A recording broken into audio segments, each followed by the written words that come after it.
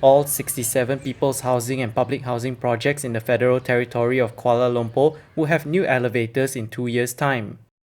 Kerajaan memandang serius terhadap masalah lift ini. Untuk itu, DBKL memperuntukkan sebanyak 120 juta ringgit untuk menggantikan lift lama ni kepada lift baru.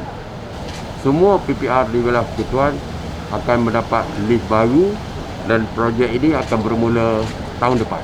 Awal tahun depan, kita harap proses perolehan dapat dipercepatkan dan boleh, kalau dah selesai proses perolehan, kita harap mulai tahun depan, awal tahun depan kita boleh tukar baru lift ini. The Prime Minister said this on Saturday after visiting the Seri Perak Public Housing Project, which has been in existence for 35 years, adding that 8.4 million ringgit will be channelled to the Seri Perak PA for the replacement of 14 lift units at 7 blocks.